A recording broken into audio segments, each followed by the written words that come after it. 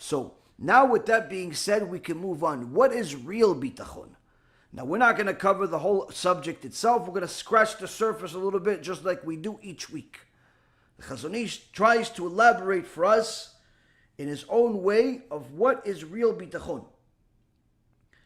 ואכן מידת הביטחון קניין הלב ומטבע הבוטח באמת בעצניה לכת ולא יישמע מפיו כי הוא מן הבוטחים וגם בליבו הוא נאנח על חסרון ביטחונו ומיעוט שלמותו בזה ורק למעשה תלווה עמו ביטחון ועצמה בו יתברך.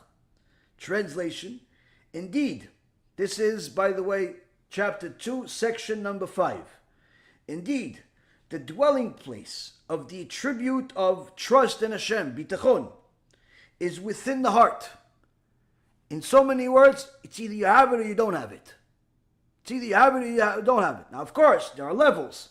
There is the bitachon of Moshe Rabbeinu. There's the bitachon of Avraham Avinu. There's the bitachon of David HaMelech. There's the bitachon of the greats. There's the bitachon of the current Gdolei Ador, the past Gdolei Ador, the past sages. There's the bitachon of the giants. Then there's the bitachon of us average people. Average people. And then there's the bitachon of somebody that's just starting out. So there's different levels of bitachon, but nonetheless, it's either it exists or it doesn't exist. Where does it exist? What do you have it in your pocket? You have it in a book? You have it in the library somewhere? No. It's in your heart. It's how your heart pumps, how you allow it to pump when there's certain things happen in your life. When that check comes in and it bounces, do you get stressed out? When that bill comes and you don't have money to pay for it, do you get stressed out?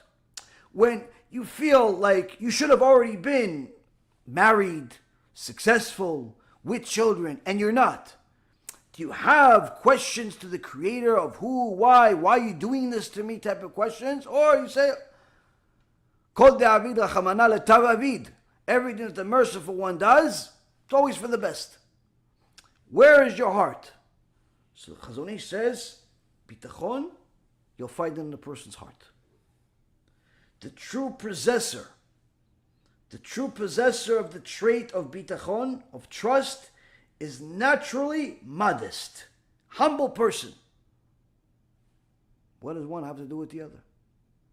Why? Because I'm humble, I'm going to have bitachon. Because I don't have bitachon, that means I'm not humble? Yes, exactly. Exactly. How so?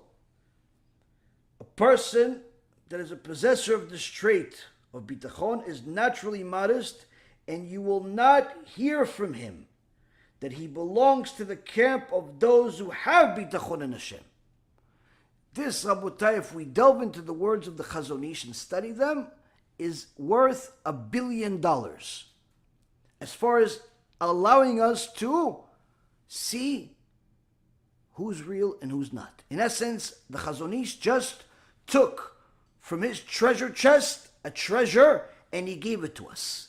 He said, here you go, this treasure is a sensor. It's a sensor that's going to allow you to know who's a faker and who's real. This is it. This is the, in essence, you can call it a weapon, you can call it whatever you want to call it. This is it. Simple. Someone who preaches that they themselves have bitachon, Chazon Ish says, clear warning sign. They don't have bitachon. If they preach that they have bitachon, oh, I have bitachon, yeah, don't worry, have bitachon like me, and you'll be okay. They talk like that, they don't have bitachon. They don't have bitachon. That's what the Chazon Ish is saying. That's what the Chazon Ish is saying. Why? Because a person that actually has bitachon is modest, and you're never going to hear from him that he belongs to the camp of those that have bitachon in Hashem. What, is he a heretic? What, does he hide? What is this? Let's see. In his heart, meaning this is not just something that's like a fake, he's just pretending like he doesn't have bitachon, he pretends to be a loser, he pretends to be a gimp, he pretends to be missing. No, there's no pretending here. Even in his heart, the Chazon Ish says, he doesn't believe he has bitachon. Even though, according to HaKadosh Baruch Hu, according to Torah, he has bitachon, she has bitachon. But he himself doesn't believe he has it. Now, this doesn't mean that he's self-conscious and no. He understands something that perhaps we haven't gone to yet. And let's see. In his heart as well, he bewails his lack of bitachon and lack of perfection in this trait.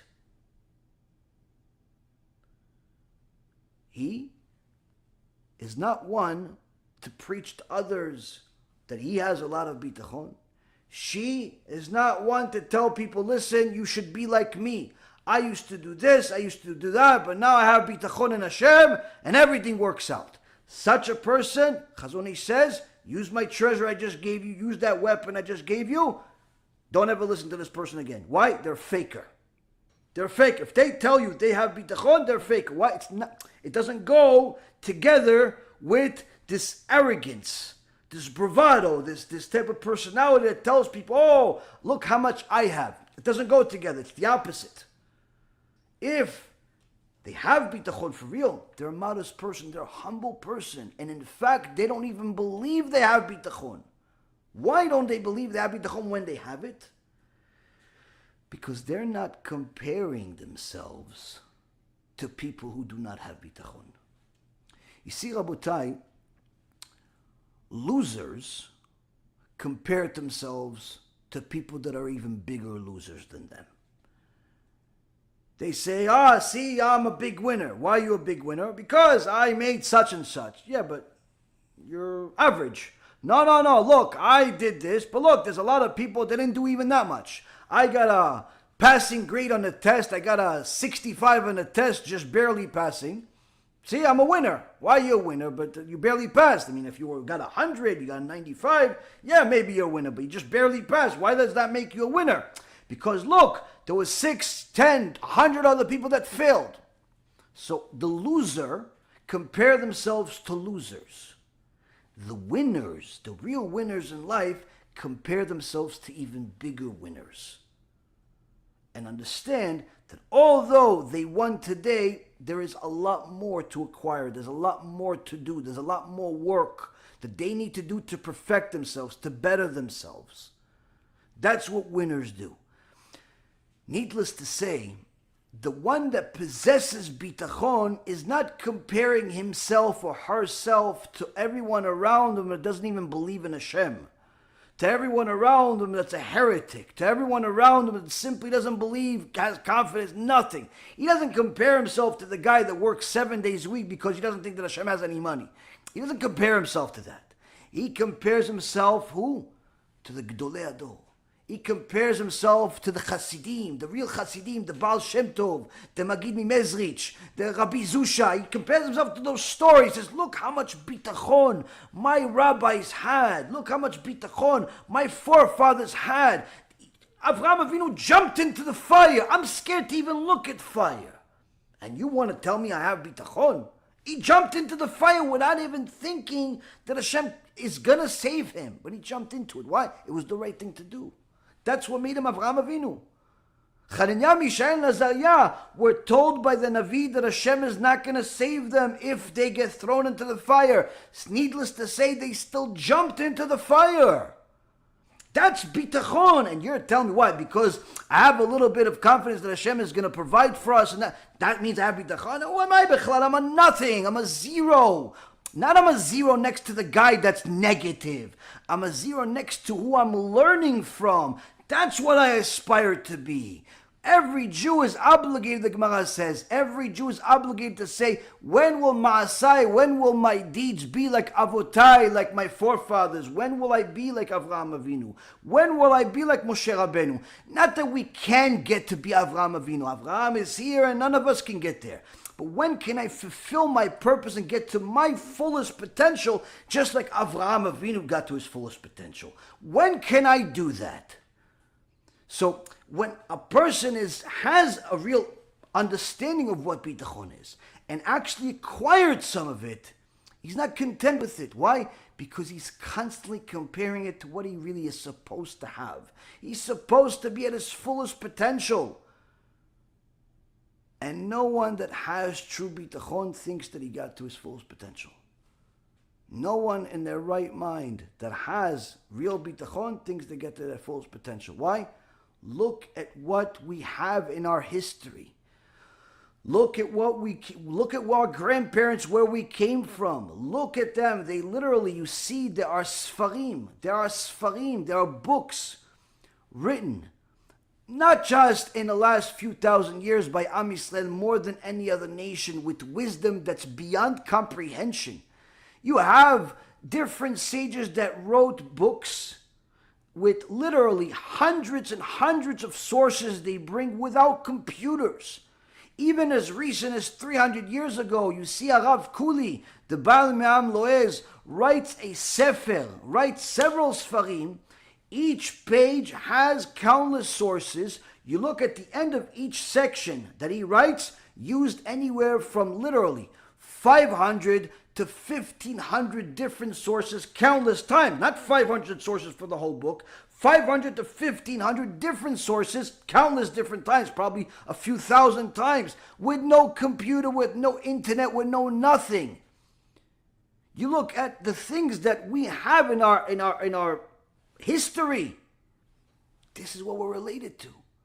But that's not enough. We have Chachamim that wrote books during the Spanish Inquisition, during the pogroms, during Hitler's Ymach Shimo's Holocaust, when he murdered 6 million of us. We have Chachamim, like Rav Oshri, Rav Meisels, and others that literally wrote Sfarim inside the Holocaust, inside the ghettos, inside the concentration camps. They wrote books. And I'm not talking about like, hi, my name is Steve, and today the Nazi didn't kill me. Hopefully I'm alive tomorrow. No, not those kind of books. They didn't write bios. They wrote halachic books. They wrote books judging specific and unique cases that even if you had an archive of all of the books in the world, it's still difficult to figure out. But they had this whole thing in their head. You look at the halachic responsa, the responsa by Rav Oshri. You look at the Rav Meisel's books. You look at some of the other great chachamim we had 70 years ago. Ribono shel olam. You see, how does a person think? Forget about right. How does he think clearly for 5 minutes? 5 minutes to write a book like this without the Holocaust. Needless to say, during a Holocaust, some of them write, right now I'm being chased, they just kidnapped my daughter, but I had a chidush about this halacha, and he gives you 1,500 different sources about why this is the answer. How do you think like that? This is what we have. This is our people. This is our sages. This doesn't come from just wisdom. It doesn't come just from, oh, he's a genius. This is having a deep connection to the Torah, where a person literally becomes one with it. Udavak be'Hashem, he glued himself to HaKadosh Baruch Hu, which means that Bitachon became second nature to them. So when a person that's a winner, or at least is trying to be a winner, judges himself and says, yeah, I passed this test, Baruch Hashem, I passed that test, Baruch Hashem, but I can't trust myself for the next test. I can't claim that I actually have Bitachon. Hashem just had mercy on me. Why? Look at what tests my forefathers went through, how they passed it. If I was put in, forget about Holocaust. If I just didn't eat lunch on time, I don't know what I would do with myself. A person doesn't get his paycheck on time. All of a sudden, he doesn't know if there's a God. Client decides that he doesn't want to do business with them. Oh, I don't know why Hashem is doing this to me. What? You come into Hashem with questions on something as silly as that, and you say that you're connected to the Gdolei Ador. You say that you're connected to the biggest rabbis in the world. That's your grandfather, that's your grandmother, that this is you. Ow! What resemblance do you have? The key is, Rabotai, it's not biological resemblance. We need to have a spiritual resemblance. So when a person that has real bitachon knows what real bitachon actually looks like, he says, oh, I have a long way to go. Not to feel bad about ourselves, but to aspire for more. To aspire for more. Why? Because that's Gan Eden. Having real bitachon in Hashem, having that clarity, that feeling of pleasantness that you have when you know that HaKadosh Baruch Hu is holding you like a baby. That's Gan Eden. That's Gan Eden in this world. Every normal human being that understands the words that are coming out of my mouth, that's what he should aspire to have. To know that a Borei Barach, the creator of all creators, may his name be blessed, he's holding me like a baby. Despite the difficulty, he's the one that's doing it. Psh, that's Gan Eden. It allows us to understand harsh stories like the Rebbe Mitzantz, the closing of a Rebbe, found out that out of all of his kids, one was left, 10 kids he had. The Nazis, Yimach Shimam, murdered 9 of them and his wife. Finally, the last one of the people comes to him and says, Rebbe, we just found out that your last son was murdered by the Nazis, Yimach Shimam. Was just murdered. The closing of a Rebbe, initially, was in a shock. Moments later, started smiling and continued learning Torah, doing mitzvot with passion as ever. Anyone that ever heard the recording that we publicized once of the Klosenberger Rebbe praying to HaKadosh Baruch Hu, regular mincha, regular prayer of the day, such passion, such love for Hashem. He shocked for a moment, back to happiness. So they asked him, Rebbe, why were you shocked? Since it was so short, what was the shock about then? And how can you go back to happiness so quickly? The Klosenberger Rebbe says to them, my dear sons, you have to understand. When you told me that information, I was shocked. Why? I was like a little boy, lost in the woods. I didn't know what was going on. It was dark. And then suddenly, I got a hit on my back. You gave me the snooze. I got a hit, a surprise hit. I was shocked. Who hit me? Who hit me? Who did this to me? And then I looked up and said, oh, it's Abba. You found me. It's Abba. It's Hashem. Oh, okay, you did it. You're the one that took my kid. Oh, that's really your kid. You just lent him to me. Oh, okay, it's Abba. That's why I'm happy. I'm happy it's Abba, he did it. I was shocked because I didn't know who did it to me, but it only took me a second to realize that even the worst possible thing also comes from Abba. Why? Because he loves you.